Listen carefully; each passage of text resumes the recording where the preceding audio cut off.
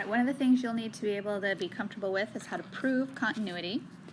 Well, it's different than proving a limit, but first we have to be able to recognize continuity.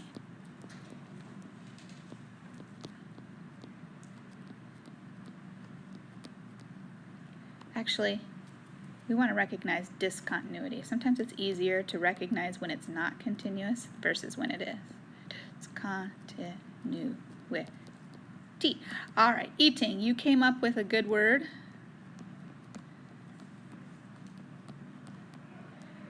Okay, oscillating, right? Okay, so oscillating discontinuity, that's when a graph is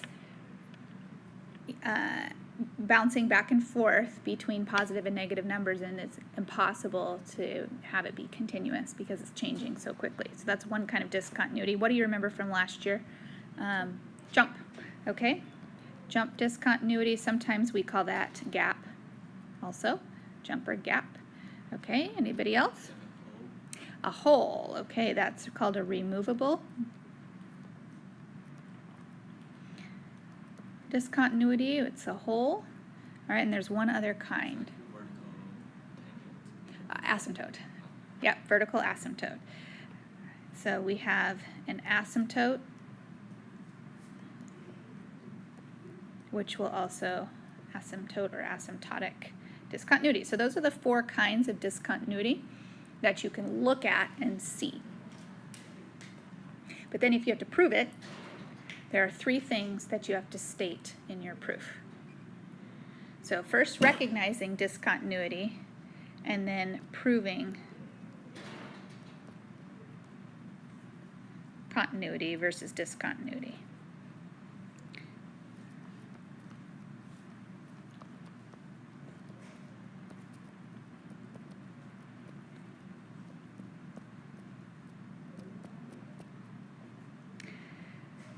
All right, in order to prove if something is continuous or discontinuous, you have to state clearly three separate things. Part one, you have to state the right-handed limit.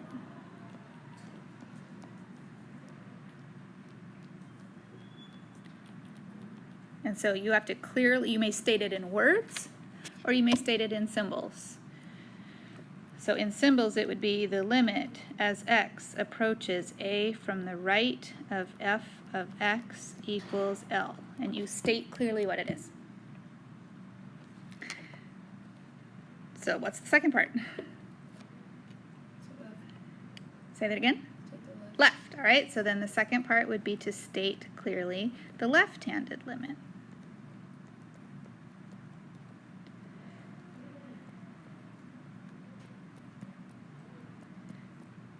And so then you would state clearly that x approaching a from the left of f of x is also equal to L.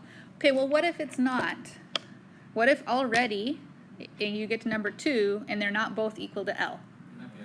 You're done. Like, it's not continuous. So you would stop and say, therefore, it's discontinuous. So can you prove discontinuity just from step 1? Okay, if you got to step 2 and there was a inequality there, that the things were not equal, could you prove it just by step 2? Yeah, you could prove it with discontinuous from 2 steps. All right, but to prove it is continuous, you still need the third step. All right, and the third step would be to state the point value clearly. And so then you have to say without limits, f of a by itself is equal to L.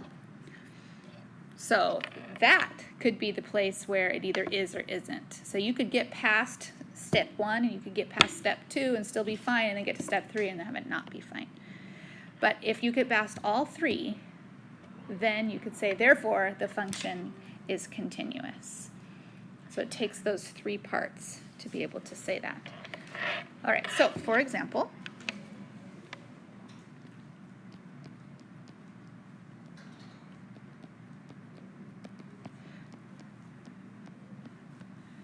prove that tan x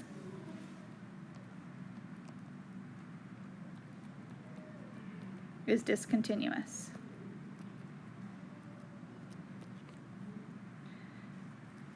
You can look at tan x and say, no duh, of course it's discontinuous. There's vertical asymptotes all over the place, all right? And I'll say, prove it. You only got to pick one spot. You don't have to prove every single one. You just have to pick one, okay? One place where there's a vertical asymptote. Pick that place and prove it, all right? So somebody pick me a vertical asymptote of tangent. Pi over 2, all right. So step 1. We clearly state that the limit as x approaches pi over 2 from the right-hand side of tangent of x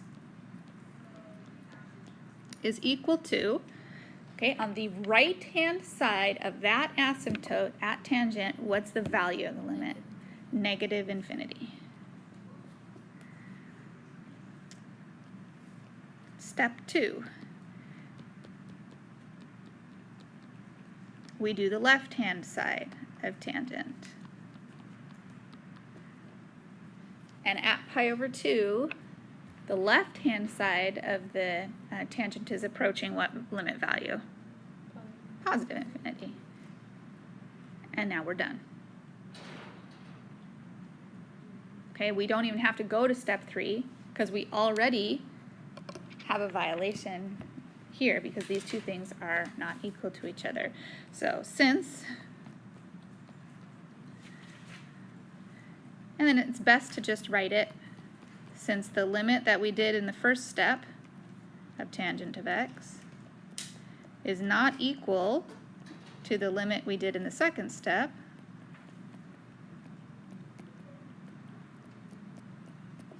so since that is not equal, therefore tan of x is not continuous.